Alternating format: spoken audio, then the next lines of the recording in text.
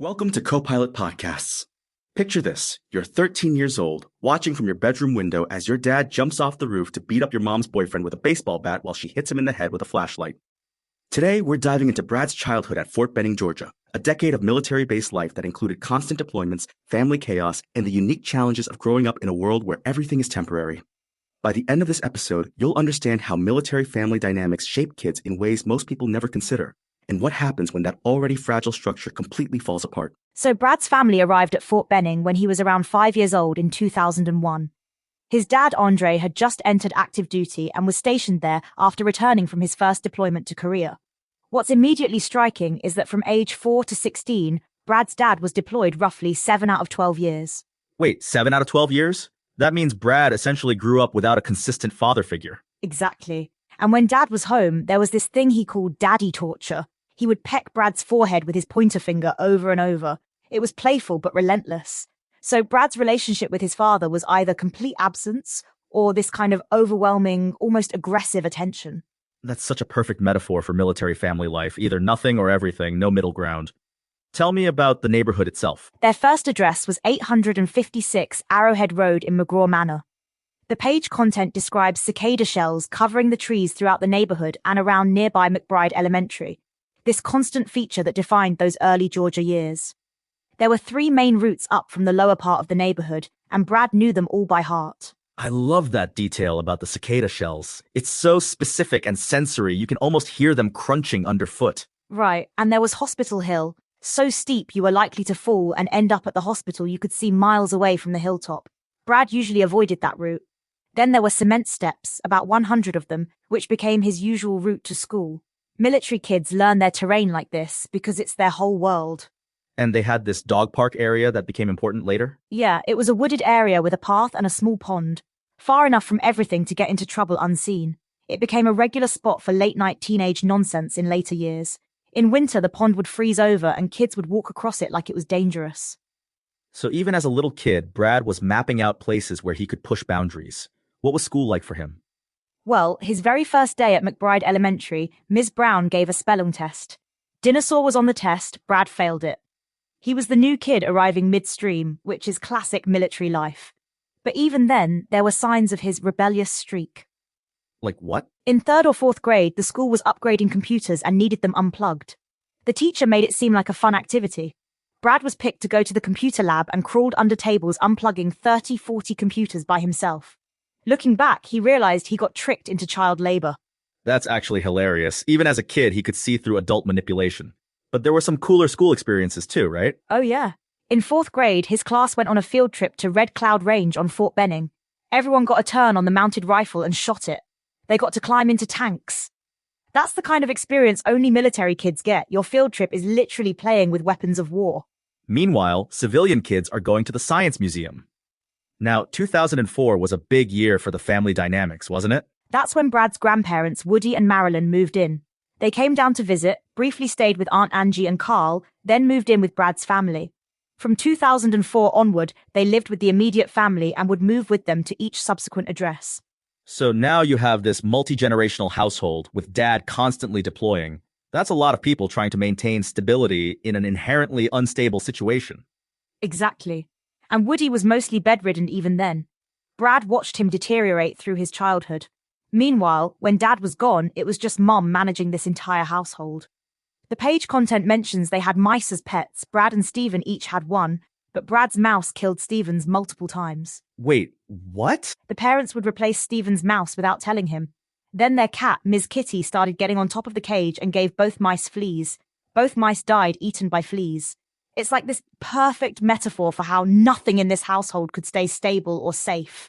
That's genuinely disturbing. And there were some pretty intense incidents even when Brad was young, right? When Brad was around 9, his dad told him and Stephen that if you put a BB gun right on your tongue when you pull the trigger, it doesn't hurt. Brad trusted him. Dad put the gun in Brad's mouth, Brad jumped at the last moment, and the gun fired and shot him in his front right tooth, chipping it. Jesus. That's not playful parenting. I don't even know what that is. And there were other incidents, Dad offering Brad a spoonful of salsa but slipping habanero onto the spoon at the last second. This pattern of trust being used to inflict pain, even if it was supposedly playful. Brad was learning that the people who claim to love you might hurt you. So by 2005, when Brad was 9, they moved to a new address, 206 Lavoie Ave in Indian Head Village. This is where things really started to escalate. This address would be the setting for Brad's most vivid childhood memories and eventually the site of the event that tore the family apart. Brad spent a lot of time on the front porch, especially as he got older. He'd be out there stealing the neighbor's Wi-Fi to text girlfriends or get on Facebook. And this is where we start seeing Brad's relationships with girls, which seem to follow a pretty intense pattern. In 7th grade, he dated Adriana for 6 months. This was the MySpace era. He'd be messaging her, hitting refresh, hoping he didn't click too early. They had their first sexual experiences at McBride Elementary Playground. Brad still had braces, and once while making out, his braces cut the frenulum under her tongue. The intensity of these teenage relationships seems to mirror the chaos at home. Like he's looking for stability in all the wrong places. Absolutely. And when they broke up, Brad made this bargain with God. I'll stop jerking off if you stop her from leaving me. She left anyway. The following year, when a gym teacher started pushing Christianity on him, he wasn't having any of it. His faith was already broken. That's heartbreaking. A 13-year-old trying to negotiate with God to save a relationship. What about his music during this period? This is where things get really interesting. Up until he was 14, Brad's music taste was basically whatever his dad showed him, Bone Thugs, Lil Wayne. But then he started dating Sabrina, who brought over My Chemical Romance's Black Parade and All American Rejects' Move Along. Oh, and that changed everything?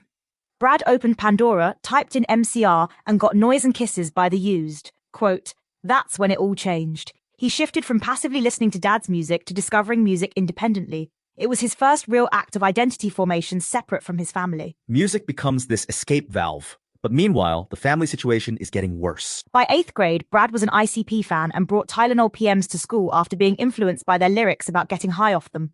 His friend Patrick took too many, had to go to the nurse. Brad got sent to alternative school and stayed there until 9th grade. So he's acting out more and more. And then comes the big explosion, the affair discovery. Brad's mum was having an affair with Carl, who was Aunt Angie's ex-husband. Brad had actually told his dad about Carl during a video call while Dad was deployed in Iraq. Dad had Brad put tape over the webcam light and leave the computer running while he went to bed. So Dad was using his 13-year-old son to spy on Mom. That's incredibly messed up. Dad heard the phone ring through the open mic from his tent in Iraq. He heard Mum say, I love you too, to someone. He confronted her. Her reaction confirmed everything. Within 48 hours, he went up the chain of command and was on a helicopter home. And then came the rooftop fight. Dad warned Mom not to show up with Carl. They showed up anyway. Dad climbed out the bedroom window onto the front porch overhang and waited. When Carl got out of the car, Dad jumped off the roof and started swinging. He beat Carl from one side of the car to the other. While Brad and Stephen watched from the window. With Uncle Ryan. Brad was crying. The whole time, Mum was hitting Dad in the head with a 4D cell mag light. Dad didn't even realize it was happening until it was over. Carl never landed a single punch. Dad had to run into the woods to hide from the police. Can you imagine being 13 and watching your entire family structure explode in real time like that? And the aftermath was just as chaotic. Dad was removed from the household per military protocol and put in barracks for 3 weeks. During that time, Brad, Mum, Carl, and the siblings all stayed in the house together. The bedridden grandfather was also there. So Brad's living with his mom's boyfriend who just got beaten up by his dad. That's psychological torture. Eventually, Dad got the house back and started dating Mum's cousin, Susie. Brad says he had always looked up to his dad. Until Susie appeared, everything changed. She was homophobic, lazy, and Dad completely lost him, extremely devoted to a degree that probably put some girls off, completely losing it when relationships ended, literally screaming in the streets after one breakup. The difference being he was 15 dealing with teenage intensity while Dad was throwing away his military career. Relationships. Brad got sent to his room, stewed for a few minutes, then bolted out the front door full speed. He ran to the Starbucks on Fort Benning and hid under the benches outside. After everything he'd been through, it was something that simple that finally made him run. He called Mum. She came to pick him up. He saw Dad's Ford Explorer drive by, but Dad didn't see him. And that was it. Brad moved in with Mum and Carl in Columbus. The Fort Benning chapter was over. So when you step back from all this, what does Brad's story tell us about military family life that people don't usually understand? Military families deal with a level of instability that's almost impossible for civilian families to comprehend. Constant deployments, frequent moves, the pressure of military culture, it creates this environment where nothing feels permanent except the chaos itself. And kids like Brad learn to adapt by becoming incredibly resilient, but also incredibly damaged. They develop this hypervigilance about relationships and attachment because they've learned that people leave, that stability is an illusion. Brad's intense devotion to girlfriends, his pattern of acting out, it's all about trying to create the security he never had at home. The phrase military brat really doesn't capture the complexity of what these kids go through. Not at all. Brad's story shows how military kids often become adults who struggle with boundaries, who either avoid attachment completely or throw themselves into relationships with dangerous intensity. The skills that help you survive military family chaos don't necessarily translate to healthy adult relationships. And there's this added layer where the military community is supposed to be this supportive family structure, but Brad's experience shows how that can become toxic when the actual family is falling apart. Right. Everyone knows everyone's business, there's this pressure to maintain appearances, and kids like Brad end up feeling trapped between the chaos at home and the expectations of the military community. There's nowhere to hide. What strikes me most is how Brad was essentially raising himself through all of this, making his own breakfast, navigating neighborhood politics, figuring out relationships, all while watching his family implode. And developing his own moral code in the process.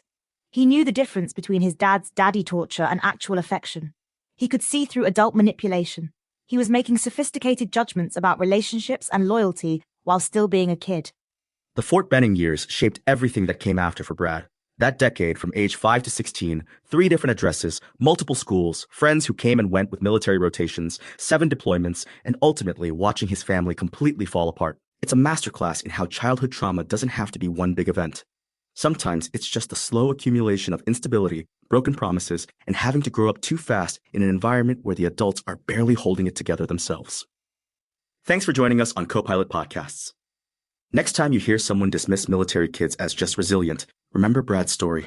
Resilience often comes at a cost that doesn't show up until much later. Sometimes the strongest kids are the ones who've had to become their own parents.